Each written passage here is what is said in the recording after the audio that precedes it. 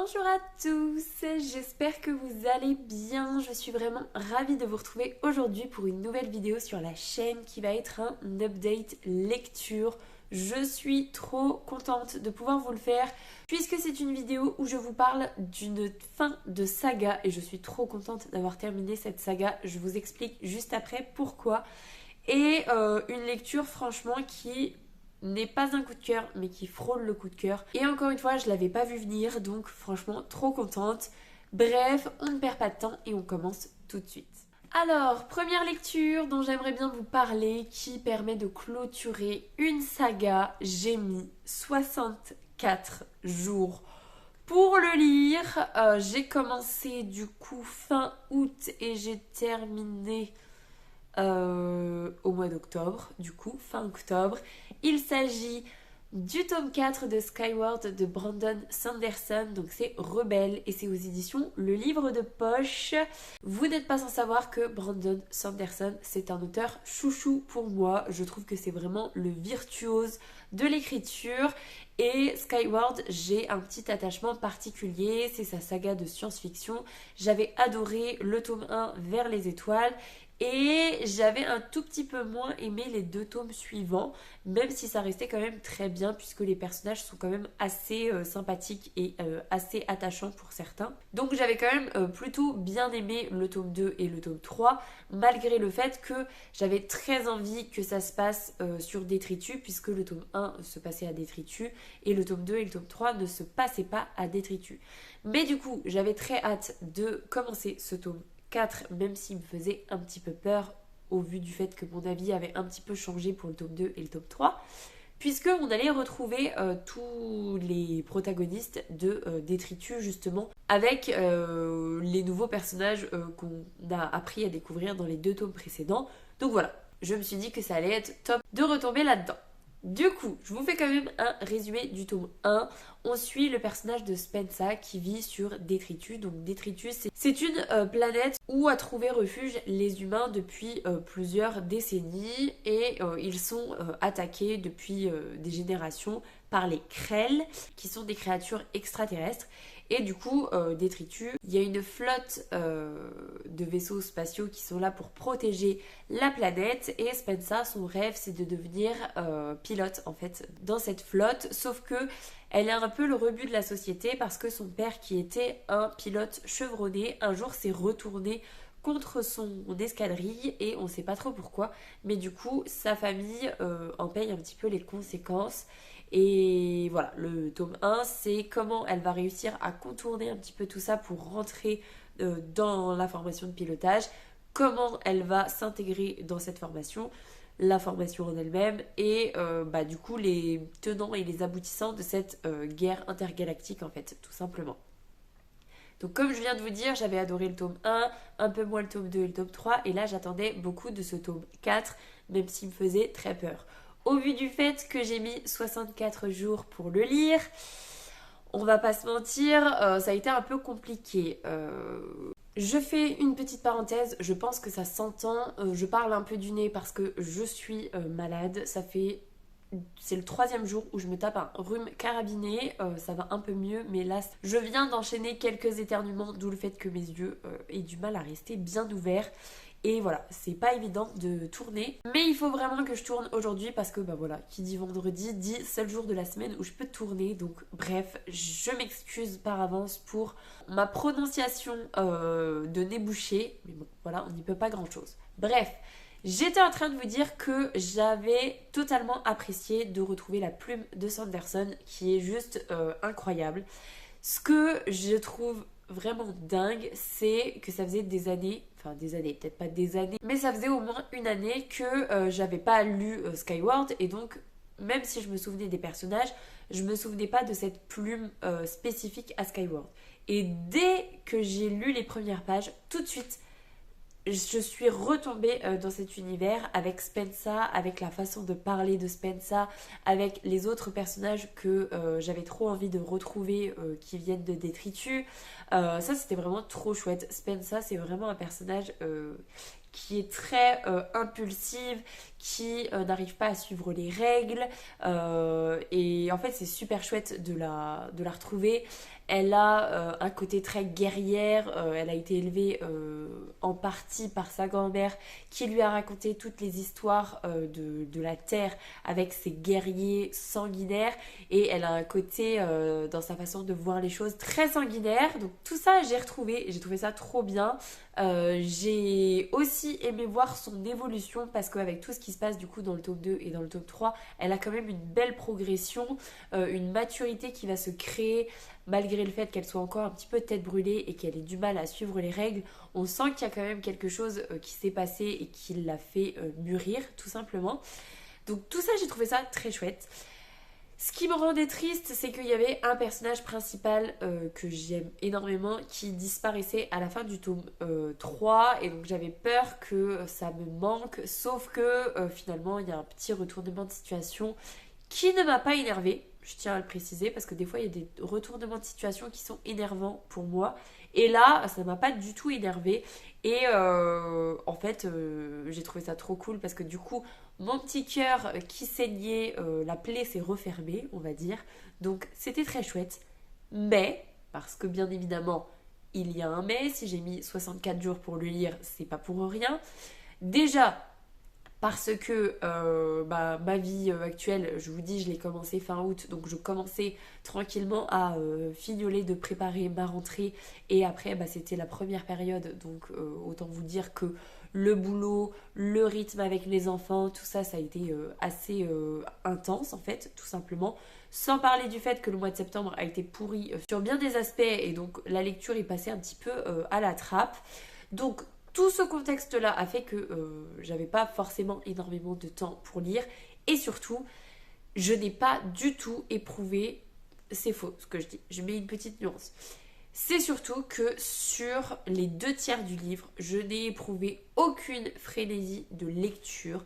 C'est le genre de lecture au début où, quand j'ai mon téléphone à côté de moi, au bout de 2-3 pages, je suis en train de regarder combien il y a de pages dans le chapitre. Ça, j'aime bien le faire, que ce soit une addiction de lecture ou pas.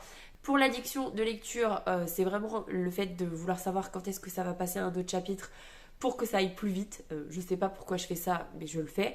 Et là, par contre, c'était vraiment pour regarder combien il me restait de pages pour pouvoir arrêter ma lecture.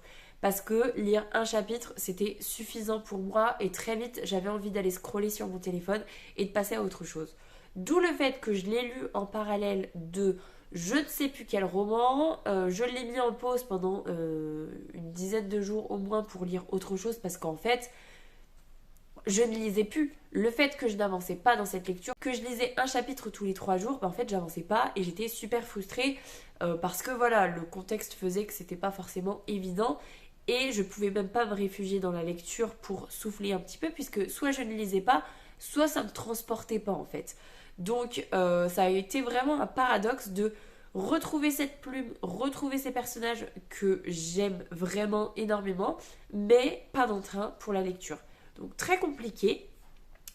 Quand est arrivé le 3e tiers, je me suis dit, allez là ça commence, de toute façon on se rapproche en fait du final, et j'avais envie d'avoir le dénouement. J'avais surtout envie de pouvoir faire rentrer cette saga dans les sagas terminées pour ma vidéo que je vous ai postée, alors pour moi c'était hier, pour vous c'était il y a 15 jours je pense, ouais à peu près. Donc j'avais trop envie de la faire rentrer dedans, et fort heureusement j'ai réussi à la faire rentrer dedans, et j'avais quand même envie de savoir le dénouement parce que bah voilà, il y a toute une histoire au niveau des fouilleurs. Donc si vous avez lu le tome 2 et le tome 3, vous voyez ce que c'est les fouilleurs, et j'avais quand même envie d'avoir des informations sur le pourquoi du comment, et sur le final en fait de cette guerre intergalactique en fait, tout simplement. Donc je suis contente d'avoir terminé cette saga, mais pour autant, j'ai été très déçue. En fait, ça a été crescendo, j'ai l'impression, mais pas en montée. Vous savez, souvent on se dit, le tome 1, il était super, et après c'est encore mieux, encore mieux, encore mieux. Là, c'était un peu l'inverse. Le tome 1 était extraordinaire, ça avait été un coup de cœur, et ensuite ça a descendu petit à petit. Et j'étais contente de la fin, j'étais contente de la résolution, j'étais contente... Attendez, je me bouche. c'est terrible parce que me moucher, ça me soulage, j'ai plus le nez bouché, donc je parle moins du nez, mais en même temps ça me pique trop et ça me provoque des crises d'éternuement. Bref, on va essayer de réussir à tourner cette vidéo quand même. Donc, très contente d'avoir terminé cette saga. Très contente d'avoir quand même retrouvé la plume de Sanderson. Ça m'a d'ailleurs donné envie de découvrir d'autres romans de l'auteur. Mais je suis pas archi satisfaite de cette saga. Et ça me fend le cœur de dire ça parce que franchement, le tome 1 était incroyable. Et du coup, ce que je me dis, c'est que peut-être Sanderson, je l'apprécie beaucoup plus sur de la fantasy que sur de la science-fiction. Peut-être que c'est ça le problème. Il a réussi quand même à avoir une plume incroyable sur la science-fiction, mais je sais pas. Peut-être que moi, celle-là, je suis désolée, hein, c'est infernal. Du coup, je me suis dit que peut-être j'appréciais énormément Sanderson en fantasy, mais un petit peu moins en science-fiction. Donc, je suis un peu triste quand même, même si, je le redis, la plume, elle est toujours aussi incroyable, même en science-fiction. Mais je sais pas, pour moi, je me dis, je vais me contenter, entre guillemets, de ces livres en fantasy. Je pense qu'il y a tellement d'autres sagas, dont par exemple les archives de Rochard, que je pourrais totalement apprécier. Donc voilà, je vais me diriger là-dessus. Du coup, avis mitigé sur cette saga. Ce qui est sûr, c'est que si vous êtes à fond sur la science-fiction, que c'est votre genre de prédilection, je pense que ça peut totalement le faire pour vous parce que ça reste une écriture incroyable avec des personnages top, avec quand même une histoire et un univers qui est quand même très bien construit. Mais même si j'aime beaucoup la science-fiction, c'est quand même la fantasy, mon genre de prédilection. Donc du coup... Voilà, je suis mitigée. Je vous conseille quand même cette saga si vous aimez la science-fiction. Si vous êtes un peu comme moi, juste bien aimé de temps en temps, enfin de temps en temps, oui et non, bref, le tome 1 est incroyable. Mais voilà, donc je suis beaucoup plus satisfaite d'avoir terminé cette saga en me disant ça y est, c'est fini, on n'en parle plus, plutôt que de me dire ça y est, j'ai fini, mais j'ai un pincement au cœur de laisser cette saga. Et ce qui est terrible, c'est que je sais qu'il va y avoir une suite dans le sens où la saga Skyward est terminée, mais il va y avoir Skyward Legacy où on va retrouver Spensa parce que au vu du final de ce tome 4, il y a d'autres choses à explorer et à découvrir. Mais pour autant, je ne lirai pas Skyward Legacy parce que si je dois me concentrer sur les écrits de Sanderson, ce sera sur de la fantasy. Je vais me concentrer là-dessus. Donc voilà. Je vais passer à la deuxième lecture parce que j'ai quand même pas mal de choses à vous en dire et là j'ai pas envie de tourner en rond. Donc voilà, Skyward, c'est terminé pour moi. Du coup, après avoir terminé Skyward, c'était juste avant que ma sœur arrive pendant les vacances de la Toussaint. Je voulais une lecture qui soit pas archi addictive parce que je savais que j'allais pas autant lire que ce que je voulais parce que bah voilà, j'allais profiter de ma sœur, hein, tout simplement. Donc je me suis dit que j'allais partir sur un one shot et sur un auteur qui me fait quand même très envie parce que je sais que à chaque fois je suis subjuguée par ces histoires, même celles qui ne me vendent pas de rêve de prime abord, et que ça faisait très longtemps que je l'avais dans ma pile à lire, enfin très longtemps, on s'entend. C'est un calvaire. Je sais pas si c'est horriblement désagréable à entendre en vidéo, en tout cas moi. Parler avec le nez bouché et mes oreilles bouchées, c'est un calvaire. Bref, donc j'ai décidé de me lancer dans Le lac de nulle part de Pete Fromm, que j'ai lu sur ma liseuse. Il me faisait quand même très envie parce que c'était Pete Fromm, mais le résumé, pas du tout. Au niveau du résumé, on va suivre des jumeaux, donc Trig et Al. Donc Al, c'est une fille. On ne peut pas forcément le deviner au vu du prénom. Et Trig, c'est un garçon. Ils ont 28 ans, je crois, chacun. Et ils ont chacun leur vie de leur côté. Ils sont un peu séparés. Et un jour, leur père va leur envoyer un message en leur disant qu'il veut faire une dernière aventure avec eux. Donc ils prennent un avion où ils rejoignent leur père pour partir un mois avec lui sur les lacs du Canada, puisque c'est une famille d'aventuriers. Quand ils étaient petits, ils partaient tout le temps en canoë pour sillonner les lacs en fait. Donc c'est quelque chose qui est très fort au niveau de leur histoire familiale. Et là, le père, il voulait passer un dernier moment avec ses enfants, puisque il n'est pas au top de sa forme. Donc voilà, il organise un périple de 1 mois et globalement c'est ça le résumé. Clairement, le canoë, alors j'aime bien en faire mais pas au point de lire une histoire sur le canoë. Le côté des jumeaux qui retrouvent leur père pour 1 mois perdu dans la nature, vraiment ça m'attirait pas du tout. Et en plus, chose que j'avais pas du tout anticipée, il fait très froid puisqu'ils partent sur le mois d'octobre-novembre, je crois. Et du coup, en fait, il va faire très froid à ce moment-là. D'ailleurs, il n'y a personne dans la réserve parce que c'est pas du tout raisonnable de partir à ce moment-là. Mais comme ils ont l'habitude et qu'ils sont très bien équipés, ça posera normalement pas de problème. Donc, j'aime pas du tout quand il fait très froid. Vraiment, c'est pas mon kiff total. Et pourtant, j'ai adoré ma lecture. C'était vraiment génialissime. Alors, comme je vous disais, ça n'a pas été un coup de cœur, au même titre que Ma vie en chantier et Mon désir le plus ardent plutôt, qui avaient été 2 coups de cœur, les 2 livres de Pete Fromm que j'ai lus, qui avaient été des coups de cœur. Là non, parce que j'ai pas vécu des émotions débordantes dans le sens où Ma vie en chantier, j'avais un lac de larmes là parce que c'était bouleversant. Parce que Mon désir le plus ardent, j'ai eu au moins 3 lacs de larmes ici parce que j'étais bouleversée. Là, j'étais pas bouleversée. Mais par contre, j'ai été pris dans cette histoire qui ne me vendait absolument pas de rêve, où j'ai eu froid, mais je ne vous cache pas que je lisais sous la couette et sous le plaid le soir. Et j'avais froid, il faisait objectivement pas froid dans ma chambre, mais j'avais froid et je me disais je suis tellement contente d'être en pyjama, sous la couette, sous le plaid, dans une maison avec des murs et pas dans une tente, parce que vraiment j'ai eu froid. L'auteur il arrive à nous faire ressentir ce froid intense que les personnages vont vivre, cette détresse aussi parce que bah voilà, le voyage bien évidemment on se doute qu'il va pas se passer exactement comme prévu. Il y a un côté très stressant et je voulais avoir le dénouement de cette histoire parce que je voulais savoir s'ils allaient s'en sortir en fait. Parce que les conditions météorologiques vont se dégrader et en fait on se dit ils sont très doués, ils sont habitués, mais ça peut basculer en fait. À tout moment ça peut basculer et ça peut devenir très très dangereux et très très compliqué. Surtout que bien évidemment il n'y a pas grand monde qui est au courant de où ils se sont rendus. Donc si ça se passe mal, globalement personne ne va à leur secours en fait.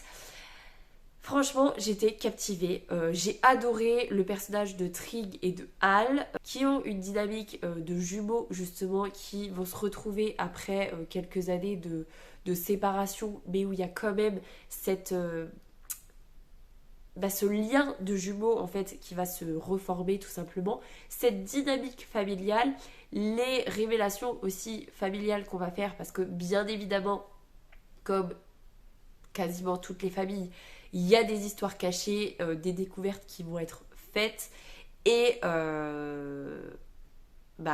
voilà, j'ai la même réaction là que quand je suis arrivée à ce moment-là de la lecture. Il fallait que je fasse des petites pauses. Mon chéri passait en me voyant lire et je faisais des pauses et il me demandait si ça allait et je disais c'est dur et à chaque fois que je le voyais je lui disais c'est dur, c'est vraiment dur mais c'est trop bien, mais c'est dur, c'est vraiment dur. Mais franchement, voilà, je me suis laissée totalement porter. Je crois que j'ai mis 10 jours pour le lire, mais parce que voilà, c'était en période où il y avait ma soeur qui était là. Après, il y a eu la reprise du boulot. Donc voilà, globalement, j'ai pas lu autant. Mais il y avait une vraie frénésie de lecture qui s'est installée. Et en même temps, le final, j'ai eu envie de le faire un petit peu traîner. Je crois que je l'ai fait traîner sur 2 jours, alors que clairement, j'aurais pu le finir en un seul. C'est juste qu'il y avait une tension qui s'est créée à la fin, parce que plus le final approchait, plus j'avais des suppositions, des questions, des doutes. Et ce final, mais mon Dieu, ce final! Je vais pas dire que je suis restée sur ma faim, mais franchement, je me suis sentie trop mal parce que je me mets à la place du personnage de Trig en l'occurrence. Et face à cette situation, on a les mêmes infos que Trig en fait, et on sait pas. Il sait pas. Et en fait, il veut pas savoir. Et je crois que c'est bien qu'on sache pas. Mais c'est horrible! C'est vraiment horrible d'avoir cette révélation-là. Et il y a un petit côté... J'ai pas envie de spoiler, mais il y a un autre petit côté sous-jacent qui...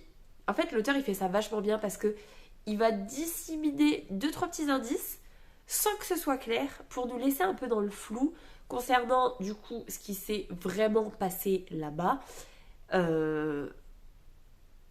Et ce qui se passe actuellement, en fait. Et franchement, c'était waouh, quoi. Vraiment waouh. Je ne suis pas en coup de cœur parce que c'est les émotions vraiment puissantes et fortes que j'ai pas ressenties. Mais pour autant, j'ai été totalement investie dans l'histoire. J'ai été totalement prise avec ces personnages. Et vraiment, j'étais en mode survie. J'étais avec eux dans ce froid polaire. Mais franchement, je vous cache pas que j'ai eu tellement froid en le lisant. Mais trop bien. Franchement, si vous n'avez pas encore découvert la plume de Peach From et son univers, c'est pas du tout de la fantasy, c'est du contemporain, avec des Peach qui, pour le coup, moi, ne m'attirent pas du tout, et pourtant, à chaque fois, c'est incroyable, parce qu'il y a vraiment sa patte. J'ai lu un chapitre et je me suis dit, ah oui, c'est ça, Peach From. Clairement, on me donne un livre de Peach From, on me dit pas que c'est de lui, on me dit pas le titre, on me donne rien, on me donne juste le premier chapitre.